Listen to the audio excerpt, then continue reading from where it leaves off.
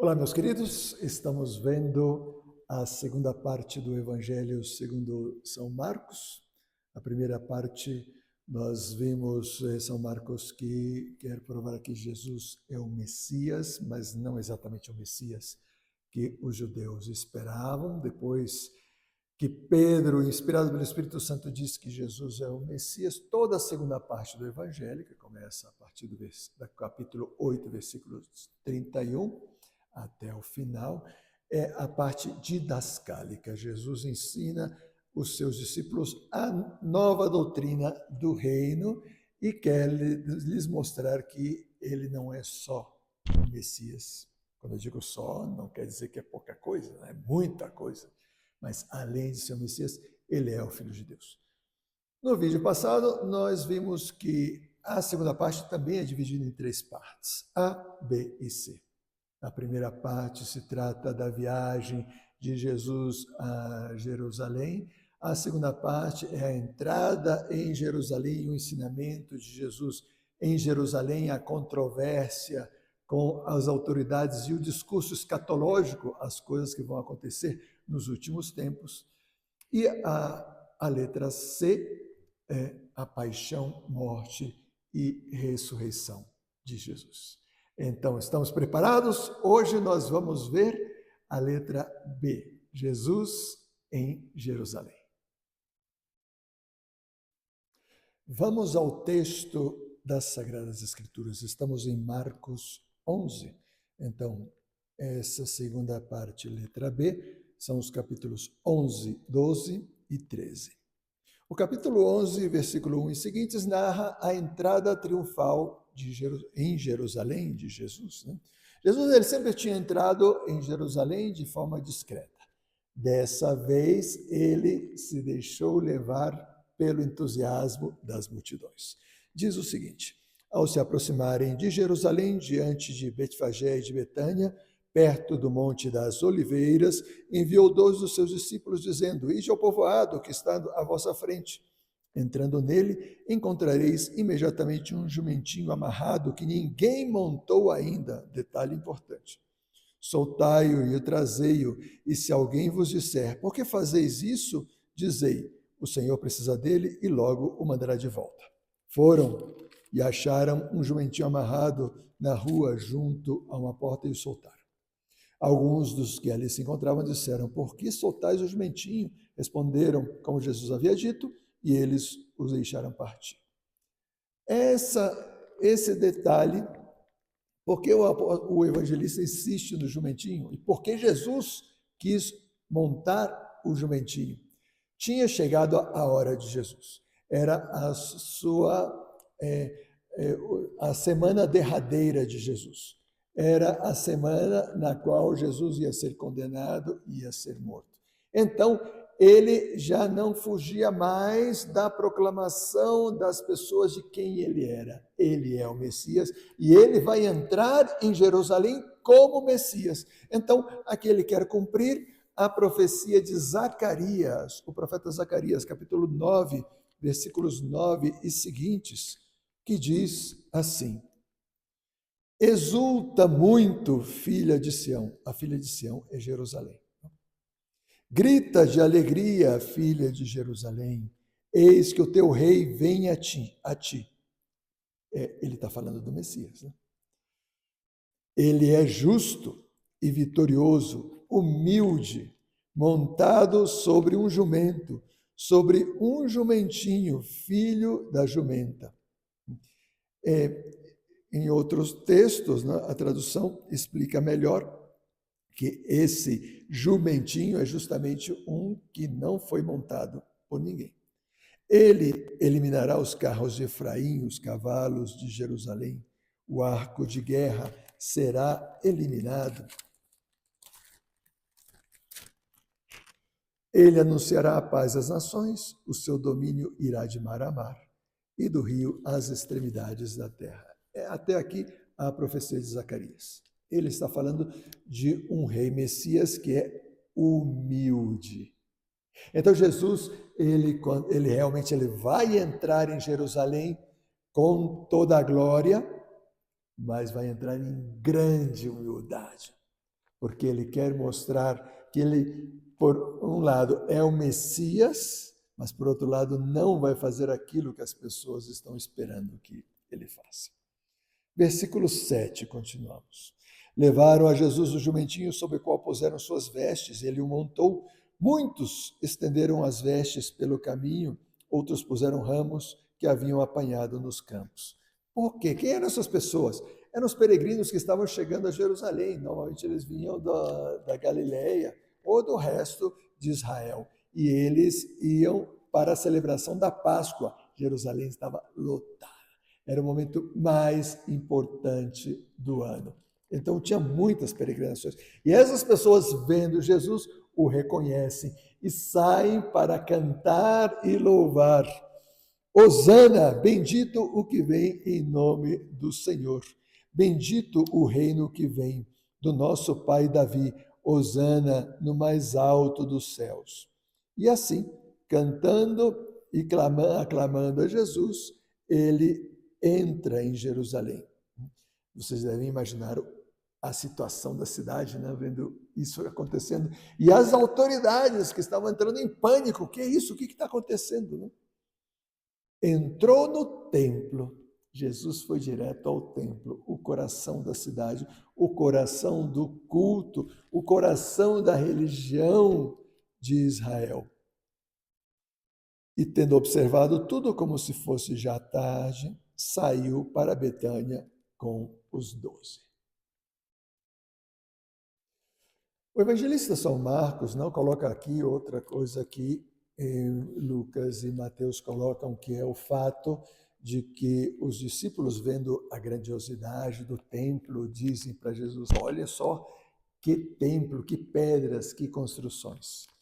E Jesus faz a profecia de que o templo vai ser destruído e que não ficará pedra sobre pedra. Né?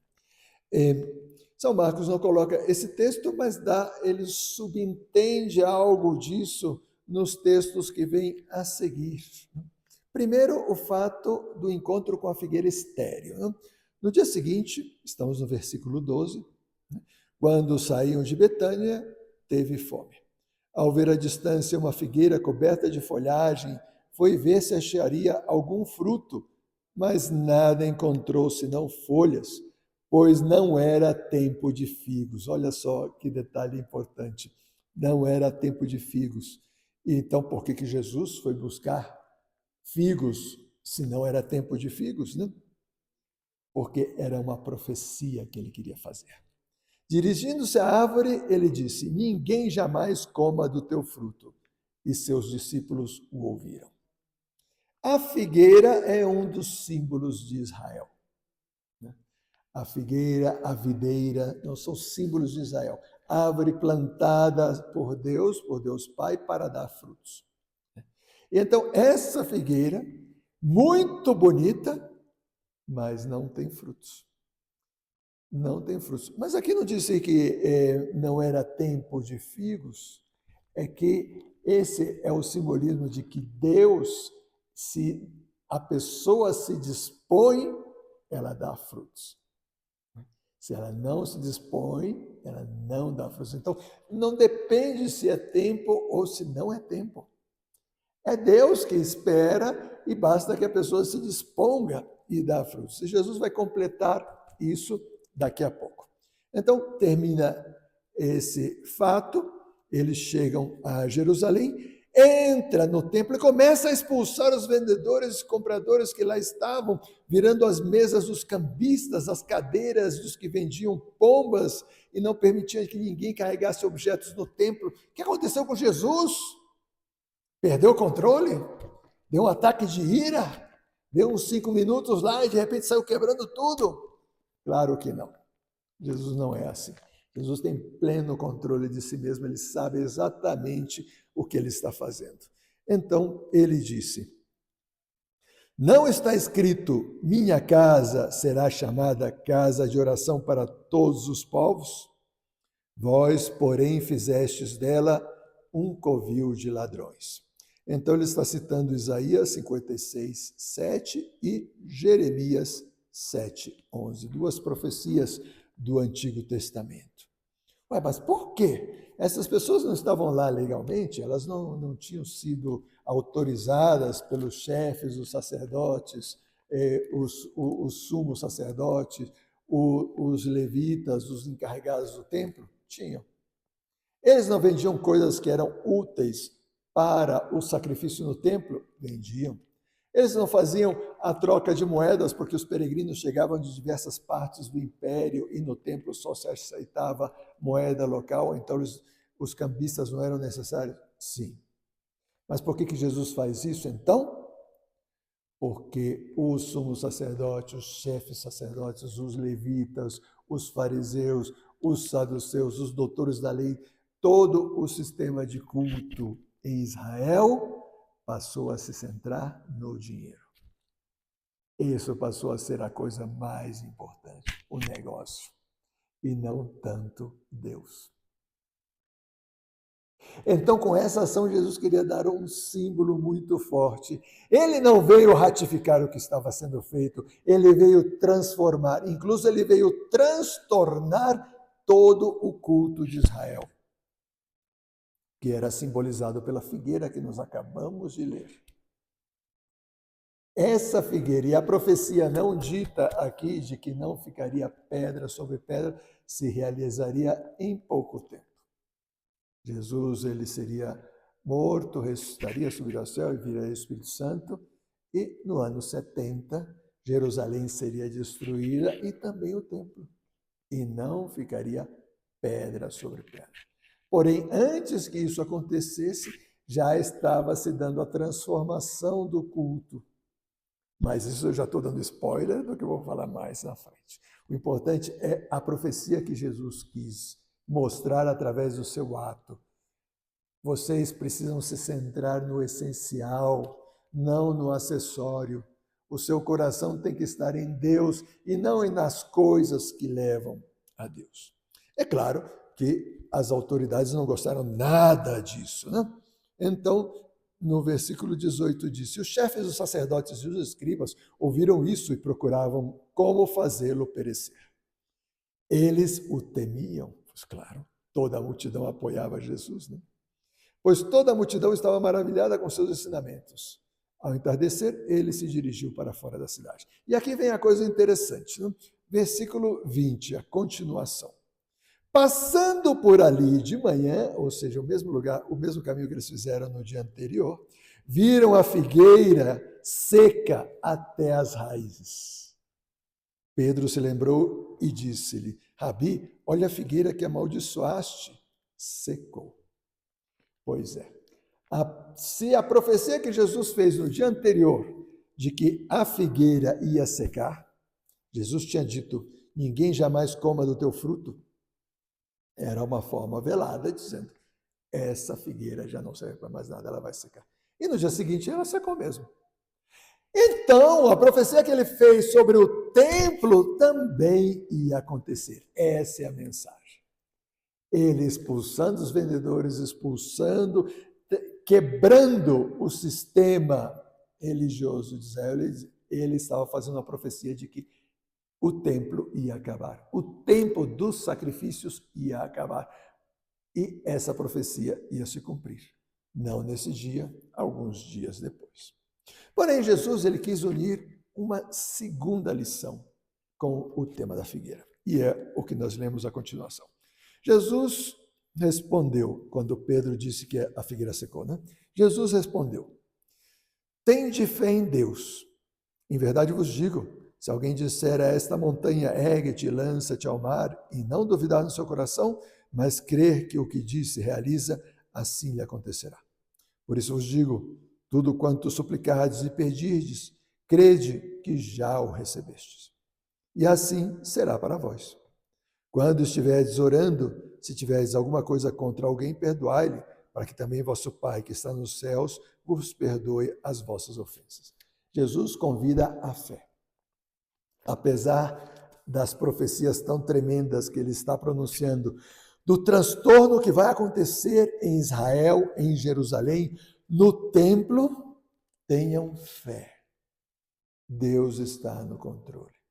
Ele vai ajudá-los a perseverar nesses momentos e a concluir que o novo culto que Deus vai trazer é muito melhor do que o antigo, porque o antigo era só uma preparação para o novo. Então, diante de todas essas coisas, né, as autoridades colocaram Jesus em xeque.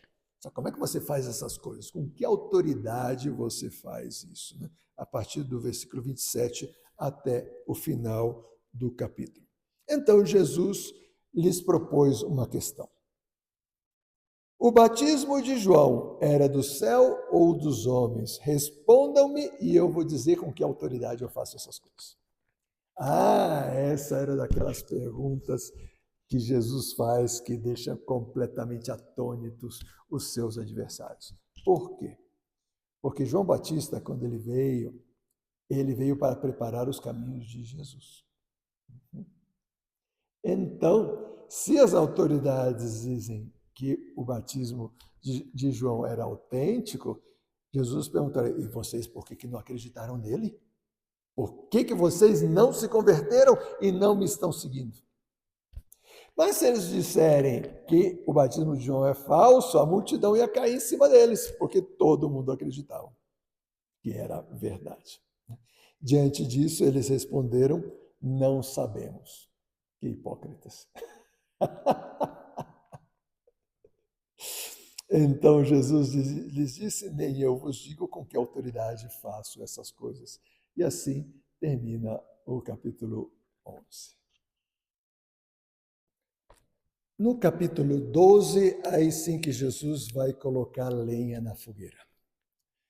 Ele já não se guarda das discussões com as autoridades, porque ele quer deixar claro, para que ninguém diga que ele não explicou tudo e que ele não tentou de todas as maneiras ajudar as pessoas, colocando a verdade em primeiro lugar, apesar das consequências. Jesus já sabia que essas autoridades iam condená-lo à morte. Então, ele já não tinha reparo em dizer a verdade de forma transparente, pública e completa. E então, ele começou a falar-lhes em parábolas, capítulo 12, versículo 1 e seguintes. E contou essa parábola. Um homem plantou uma vinha. Lembre-se que a vinha é símbolo de Israel. Então, essa parábola tem um simbolismo. Ele usa o mesmo simbolismo que o profeta Isaías, no capítulo 5, né, no qual ele diz que o Pai é o agricultor, Deus é o agricultor, e a sua vinha é Israel, plantada por Deus para dar frutos. Um homem plantou uma vinha. É óbvio que na parábola de Jesus também, esse homem que plantou a vinha, que é o dono da vinha, é Deus. Cercou-a de uma sebe, abriu um lagar, construiu uma torre. Então, uma vinha típica, com um lagar para proteger, para onde as uvas depois iam ser amassadas, né, para dar vinho, né, e construiu uma torre de vigilância e uma sebe para que não entre os animais. Depois disso, arrendou-a a alguns vinhateiros e partiu de viagem. Essa parábola é muito interessante porque boa parte das autoridades de Israel eram terratenentes, então eles tinham muitas terras e muitas vinhas. A vinha era também uma espécie de objeto de luxo, né? Assim como hoje em dia nós temos as casas de campo, casas de praia, assim como lugares para que lhe dá um tipo de status, né? A pessoa que tem essas propriedades, né? Naquela época eram as vinhas. E tinha havido recentemente uma rebelião dos vinhateiros, ou seja, as pessoas que trabalhavam na vinha, algumas vinhas que tinham sido alugadas, houve uma rebelião e que esses terratenentes, né, eles reprimiram essas rebeliões. Então, essa parábola de Jesus também tinha esse significado, que as autoridades a escutassem com um grande interesse para saber o que Jesus ia dizer. Só que eles não gostaram muito da conclusão. Então estávamos na parte em que Jesus disse que arrendou a vinha a alguns vinhateiros e partiu de viagem. No tempo oportuno, enviou um servo aos vinhateiros para que recebesse a parte dos frutos da vinha, ou seja, cobrar o aluguel. Eles, porém, o agarraram, o espancaram e mandaram-no de volta sem nada, ou seja, não pagaram. Enviou-lhes de novo outro servo, mas bateram-lhe na cabeça e o insultaram. Enviou ainda outro e esse o mataram. Depois mandou muitos outros, bateram uns, mataram a outros. Restava-lhe ainda alguém, o filho amado. Enviou-o por último, dizendo: eles respeitarão o meu filho. Aqueles vinhateiros, porém, disseram entre si: esse é o herdeiro. Vamos, matemo-lo e a herança será nossa. Então, agarrando-o, mataram-no e lançaram-no fora da vinha. Muito bem. Quando Jesus contou essa parábola, é claro que os que estavam escutando ficaram com muita raiva contra os vinhateiros. E Jesus faz uma pergunta: que fará o dono da vinha? Então, óbvio que em todos os corações o pensamento era o mesmo. E Jesus se adiantou e disse o que eles pensavam: virá e destruirá os vinhateiros e dará a vinha a outros. Pois é, até aí a parábola. Parece que estavam todos felizes, mas aqui vem a conclusão de Jesus que deixa todos atônitos. Não lestes na Sagrada Escritura, mais especificamente no Salmo 118, versículos 22 e 23, a pedra que os construtores rejeitaram tornou-se a pedra angular. Isso é obra do Senhor e é maravilha aos vossos olhos. Então procuravam prendê-lo, mas ficaram com medo da multidão. Ué, por que procuraram prender Jesus? Vamos interpretar a parábola. Jesus disse que um homem plantou uma vinha. Então, esse homem era o pai. A vinha é Israel. Mas a interpretação dos vinhateiros, quem são? São as autoridades de Israel. Deus criou Israel, Deus chamou Abrão desde Ur da Caldeia e criou um povo, disse para ele vir aí onde é a atual região da Palestina, e aí começou o povo de Israel. Abraão foi pai de Jacó, que foi pai das 12 tribos, dos 12 filhos que deram origem às 12 tribos, e assim Israel foi crescendo. Deus plantou essa vinha. E encarregou essa vinha a quem? Às autoridades, aos sumos sacerdotes, aos levitas, aos anciãos do povo, aos doutores da lei, para que cuidassem dessa vinha. E de tempos em tempos, Deus enviava seus emissários, não para cobrar um aluguel, mas para dizer que eles não estavam fazendo bem o seu trabalho. Quem eram esses emissários? Os profetas. Os profetas quase todos ou foram mártires ou foram espancados, os grandes profetas, mas também os pequenos profetas. Vejam o que aconteceu com Jeremias, vejam o que aconteceu com Isaías, vejam o que aconteceu com Ezequiel, com Elias, todos perseguidos. Todos perseguidos. E então, Deus Pai, por último, resolve enviar o seu filho. Quem é o seu filho? Jesus. Jesus está, nessa parábola, está falando das autoridades de Israel e de si mesmo. E então, o que decidem as autoridades de Israel? Vamos matá-lo, porque então nós ficamos com a herança, nós ficamos com Israel para nós. Israel é nosso, nós vamos governar Israel. E, inclusive, Jesus dá um detalhe, né? Vamos, matemo-lo e lancemo-lo fora da vinha. Jesus foi crucificado fora dos muros de Jerusalém. Ele estava fazendo a profecia da sua própria morte. E aí, quando ele cita o Salmo 118, ele está dizendo: vai haver uma reviravolta, meus amigos. Vocês acham que terminam com a morte? Não, não, não, não, não. A pedra que os construtores rejeitaram tornou-se a pedra angular. Para isso, a gente precisa entender um pouquinho de arquitetura daquela época, né? A pedra angular era numa porta, que né, eles ainda não conheciam o cimento, né? Então, eles faziam as pedras de tal maneira que elas se encaixavam e se formava um arco. O próprio encaixe sustentava o arco e não caía. Mas para que isso acontecesse, precisava de uma pedra angular, que era uma pedra em forma de losango que encaixava no centro e então dava sustentação às pedras desse lado e desse outro lado. Era a pedra mais importante do arco. E isso valia também quando havia uma bóveda, né? Uma casa que era uma bóveda, por exemplo. Né? Então, ele está dizendo, a pedra que os construtores rejeitaram como uma pedra inútil, tornou-se a pedra mais importante. Vocês estão rejeitando o Filho de Deus como uma pedra inútil. Ah, mas Deus vai colocá-lo como pedra angular. Isso é obra do Senhor e é maravilha aos nossos olhos. Jesus está dizendo, ele vai dar a volta por cima. Ainda não disse como. Isso virá mais adiante. A seguir vem a controvérsia do imposto a César, capítulo 12, versículos 13 e seguinte. Enviaram-lhe, então, os fariseus e os herodianos para enredá-lo com alguma palavra. Então, apresentaram para ele, apresentaram-se e fizeram uma pergunta capciosa. Devemos pagar ou não o imposto a César? Aqui também precisamos entender por que o imposto a César.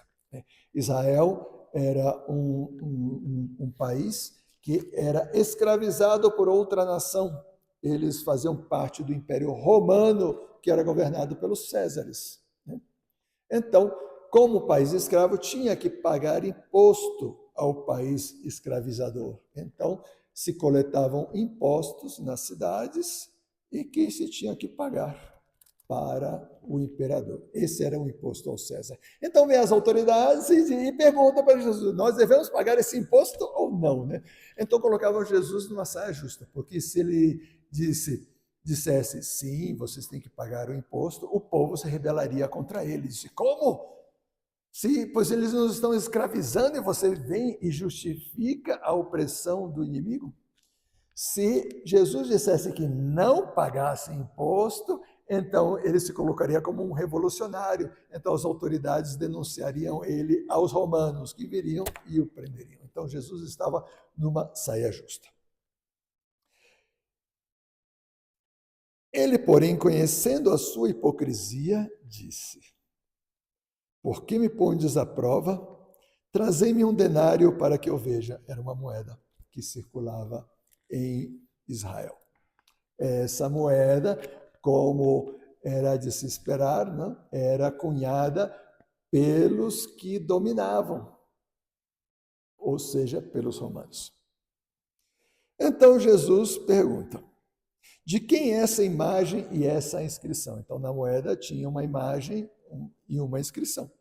Responderam, de César, porque a moeda era romana. Então Jesus lhe disse, dai a César o que é de César e a Deus o que é de Deus. O que quer dizer essa resposta? Ela tem um duplo significado. Ou seja, se é a moeda de César, devolvam a ele o que é dele. Mas o que Jesus está querendo dizer, como uma mensagem espiritual muito mais profunda, é que nós que estamos procurando o reino de Deus, nós não nos centremos nas coisas materiais. Deixemos que as coisas do mundo pertençam ao mundo. Sim, precisamos trabalhar, ganhar os nossos meios, podemos inclusive crescer, nos desenvolver. Mas o nosso coração não deve estar aí. Nós devemos dar as coisas do mundo ao mundo e a Deus o que é de Deus. E o que é de Deus? O nosso coração, a nossa alma. Se eles, que eram autoridades de Israel, o seu coração estava nos meios materiais, então eles eram escravos dessas coisas. Eram eles que se deixaram escravizar por César, porque se eles tivessem o seu coração livre, o seu coração estaria em Deus e eles dariam a Deus o que é de Deus. Em seguida entra em mais uma controvérsia, dessa vez com os saduceus, que não acreditavam na ressurreição dos mortos. E esses foram e lhe disseram, né, uma história hipotética de uma mulher que estava casada com um homem que não teve filhos, e pela lei do levirato, quando a pessoa, se ela ficasse viúva e não deixasse filhos, para que aquele homem se desse continuidade à sua família, desse descendência, então que um dos seus irmãos se casasse com a mulher e desse descendência. E disse, ok, pois aquele homem tinha 6 irmãos, ele morreu, daí depois veio o primeiro irmão, se casou com ela, tampouco deixou descendência e morreu, veio o segundo, se casou com ela, tampouco deixou descendência e morreu, e veio o terceiro, e assim sucessivamente os 7. Disse, nossa, essa mulher é muito azarada, ou esses homens são muito azarados, mas que história mais absurda. Mas era para dar um exemplo de como eles não acreditavam na ressurreição dos mortos. E fazem então a seguinte pergunta: na ressurreição, quando ressuscitarem, de qual deles essa vai ser mulher, esposa? Porque todos a tiveram como esposa licitamente. E Jesus começa dizendo, vocês estão muito errados porque desconhecem a Escritura. Então Jesus já os desqualifica. Então, desconhecem também o poder de Deus, né?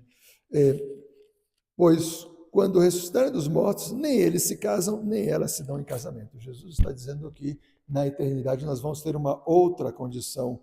A nossa relação de amor esponsal é com Deus e não entre nós, né? E depois Jesus ainda continua, não está escrito que Deus,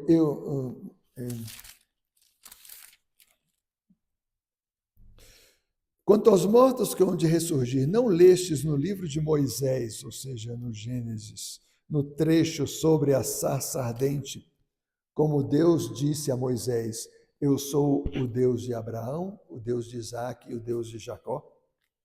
Ora, ele não é Deus dos mortos, mas dos vivos. Essa é a passagem quando Moisés estava com o seu rebanho nas faldas do Monte Mória.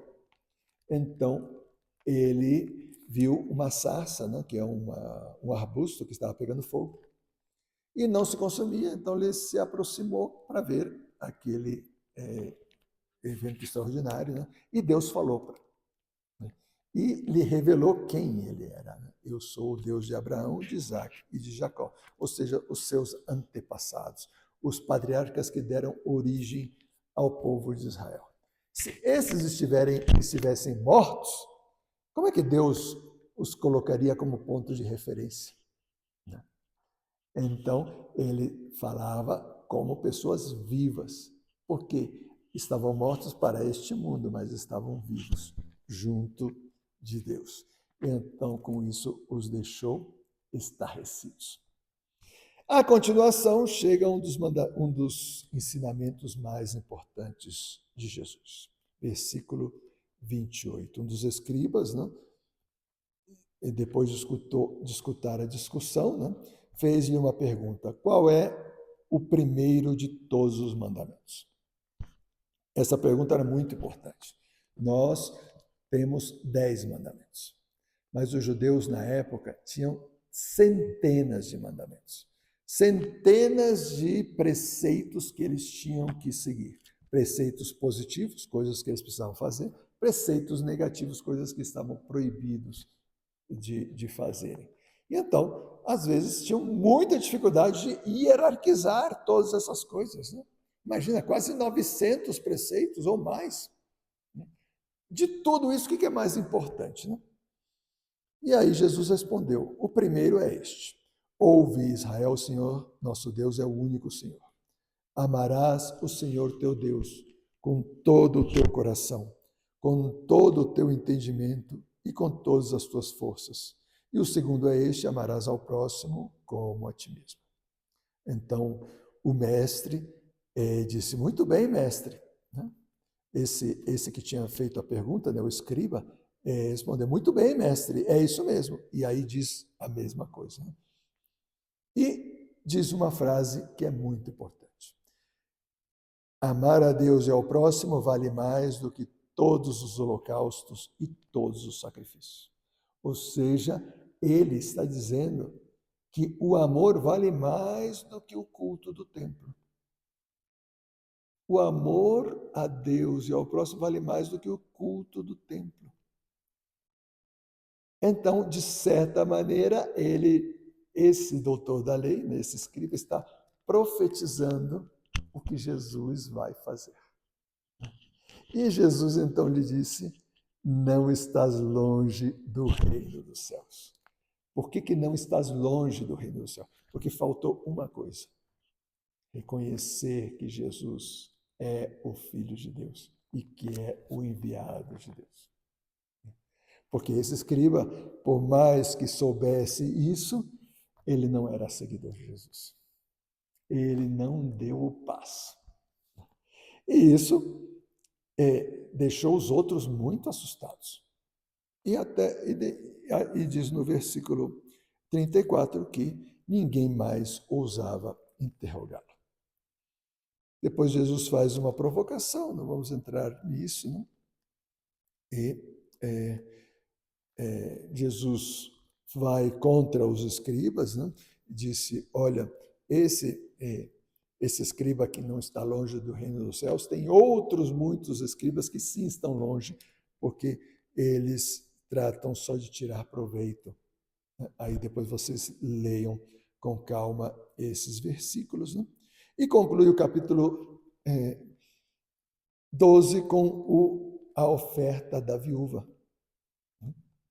Então, como vocês viram, a controvérsia do imposto ao César e a controvérsia dos vinhateiros homicidas, no fundo, giravam em torno ao dinheiro.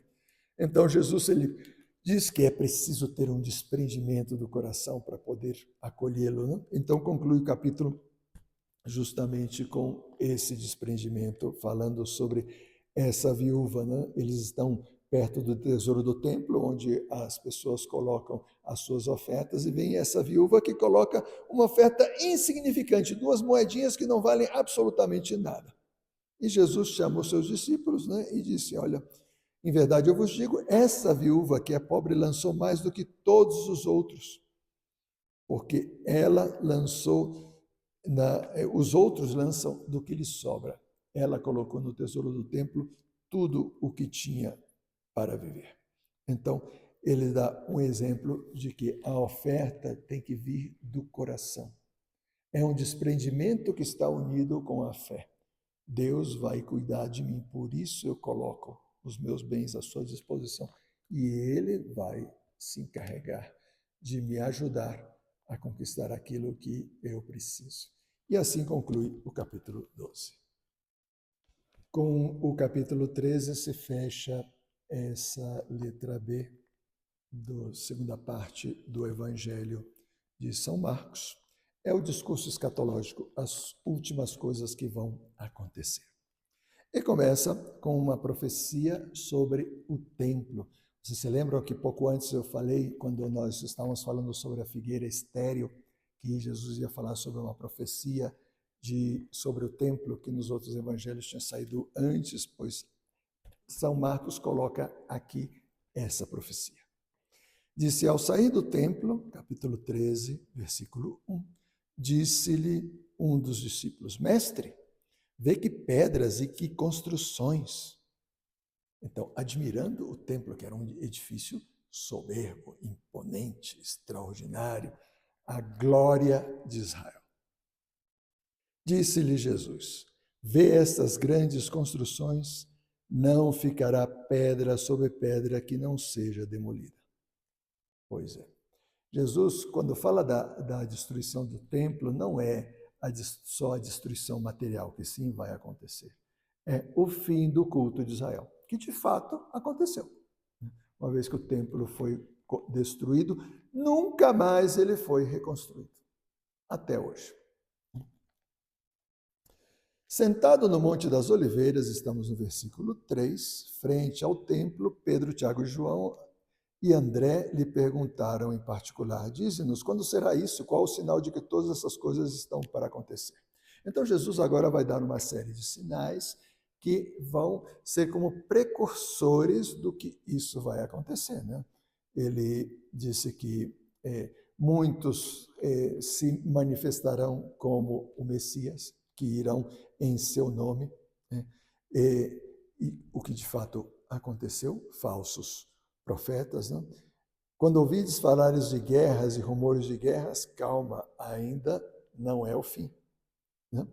Haverá terremotos em todos os lugares. De fato, houve o grande terremoto de Jerusalém. Levantar-se a nação contra nação, reino contra reino. Vieram, de fato, os romanos e invadiram Israel. Haverá fome, houve uma grande fome, tremenda. As descrições de Flávio Joséfo sobre a fome enquanto estavam sob o assédio dos romanos, né? Isso é o princípio das dores, ou seja, as perseguições, né? Ficai de sobreaviso, entregar-vos-ão ao sinédrio e às sinagogas, ou seja, os católicos vão ser perseguidos. E de fato foram, né? O primeiro mártir foi Santo Estevão e depois teve muitos outros mártires. Sereis açoitados e vos conduzirão perante governadores e reis por minha causa para dardes testemunho perante eles, né? Então vocês podem ler depois nos Atos dos Apóstolos como São Paulo dá testemunho diante de Herodes, Antipas e a sua esposa, não?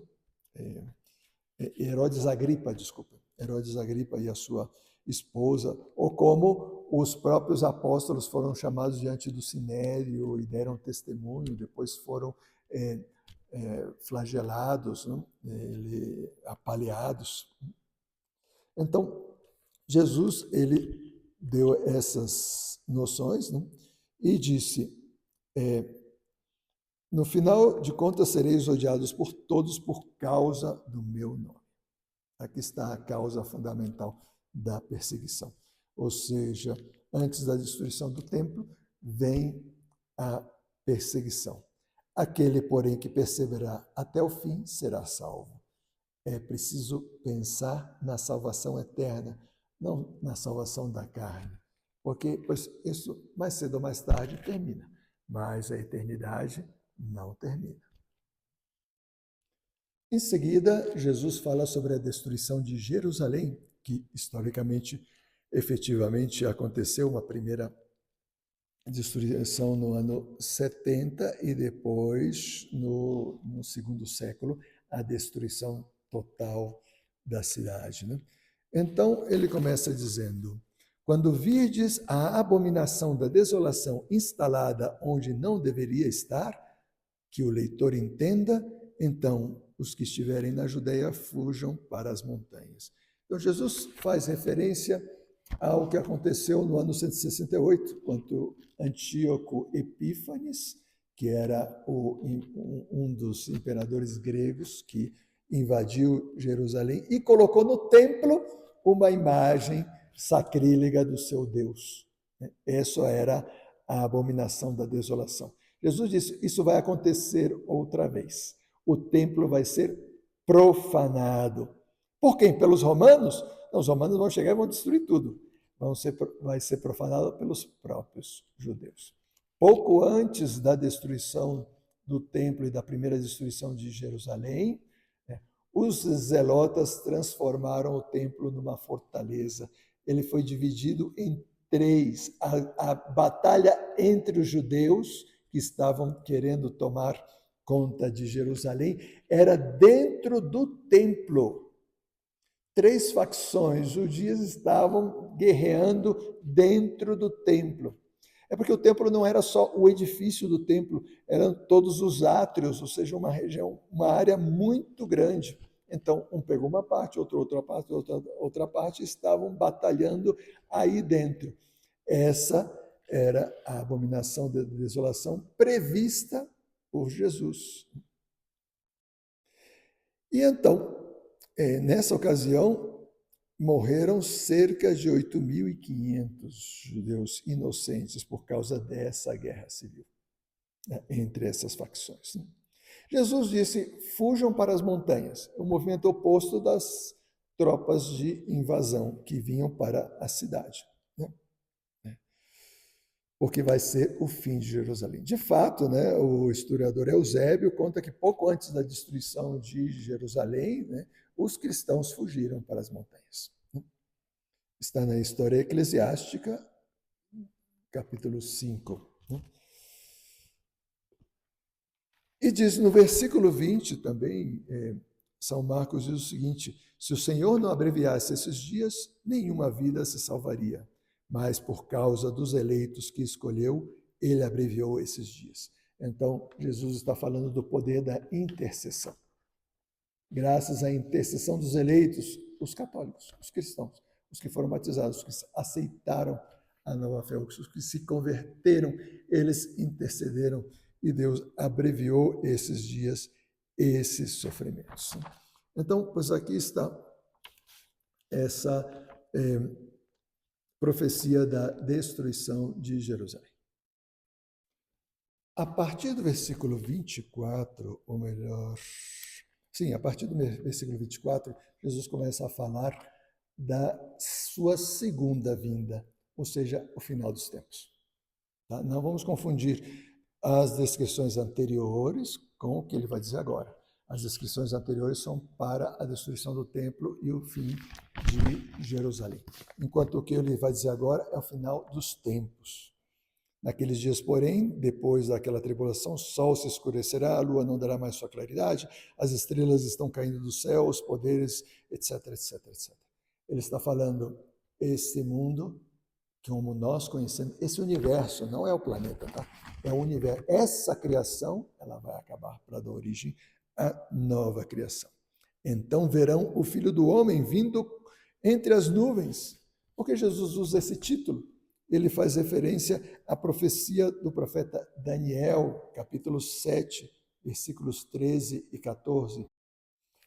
Diz o profeta Daniel, no capítulo 7, versículo 13: eu continuava contemplando nas minhas visões noturnas, quando notei vindo sobre as nuvens do céu um como filho do homem.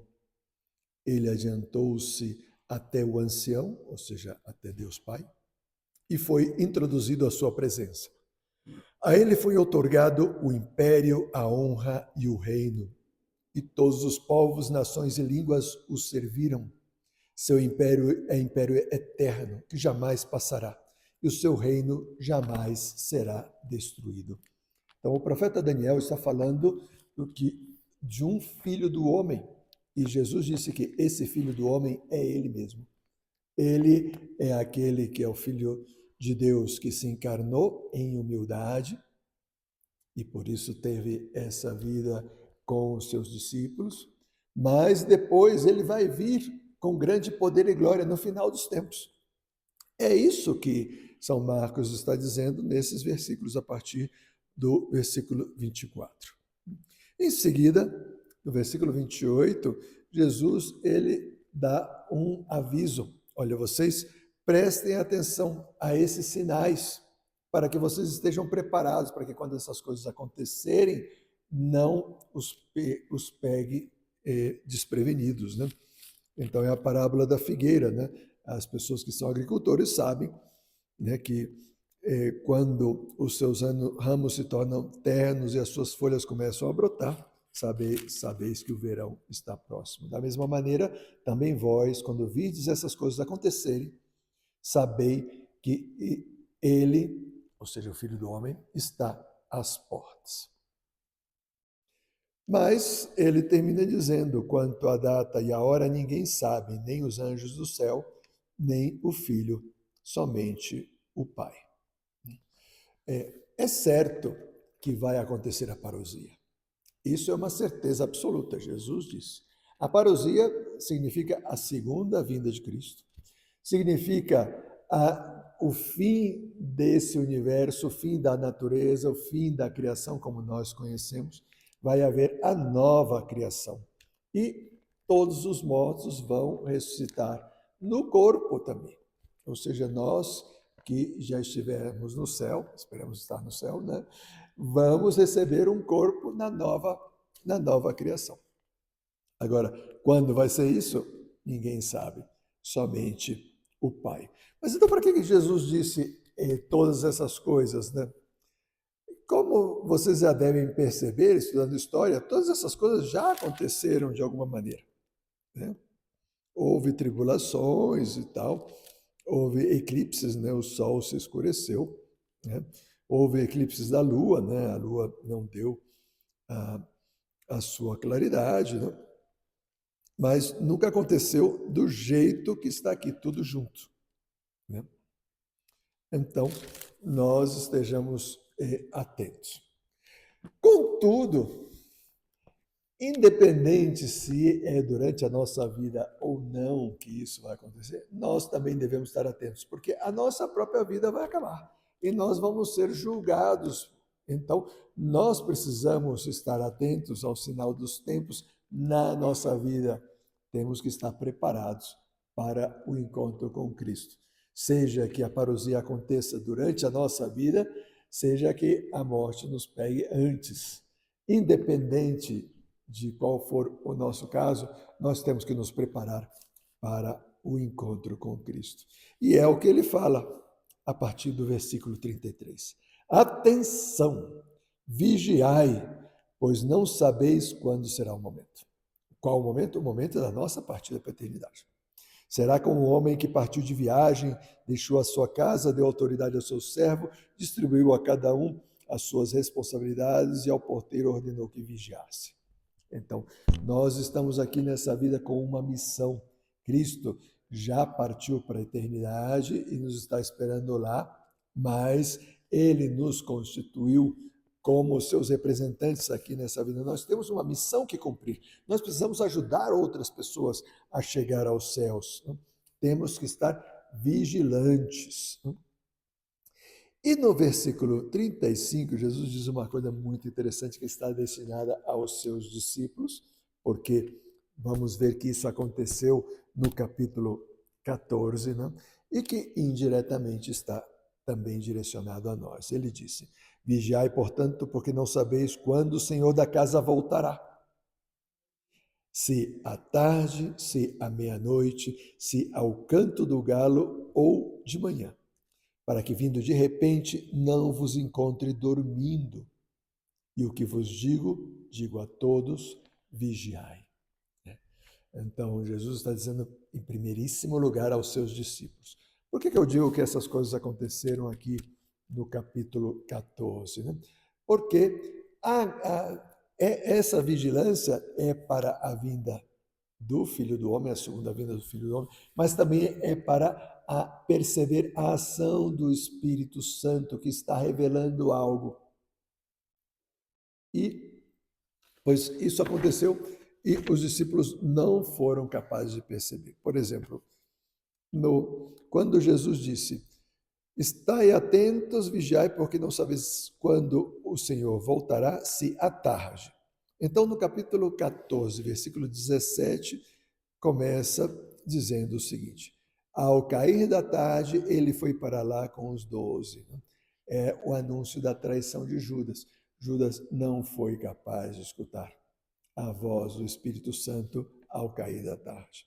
Depois, à meia-noite, no versículo 32, né, quando eles foram para o Getsêmani, e foram a um lugar cujo nome é Getsêmani, e ele disse aos seus discípulos: permanecei aqui enquanto eu vou orar. Pois é, os discípulos, como nós sabemos, acabaram dormindo, então eles também não foram capazes de perceber a ação de Deus à meia-noite. Ao canto do galo, isso vemos no capítulo 14, versículo 72, já ao finalzinho do capítulo. Disse que depois que Pedro negou, né, imediatamente pela segunda vez um galo cantou e Pedro se lembrou das palavras que Jesus lhe havia dito. Antes que o galo cante 2 vezes, tu me negarás 3 vezes. Então, Pedro tampouco foi capaz de perceber a presença, a voz do Senhor ao canto do galo. Ou de manhã, isso está no capítulo 15, versículo 1. Logo de manhã, os chefes dos sacerdotes fizeram um conselho com os anciãos e os escribas e todo o sinédrio, e, manietando a Jesus, levaram-no e entregaram-no a Pilatos. Tampouco foram capazes de perceber a presença do Senhor pela manhã. Então, essas profecias se cumpriram logo em seguida, não tiveram que esperar muito tempo, mas também é uma profecia para a vida de cada um de nós. Nós devemos estar atentos para quando o Senhor venha, se ele vier à tarde, à meia-noite, ao canto do galo ou de manhã. E assim se conclui essa segunda parte, eu digo, sim, a segunda parte, ou seja, a letra B. No próximo e último vídeo, nós vamos falar da última parte, a paixão, morte e ressurreição do Senhor. O Senhor esteja convosco, Ele está no meio de nós. Abençoe-vos o Deus Todo-Poderoso, Pai, Filho e Espírito Santo. Amém. Fenomenal!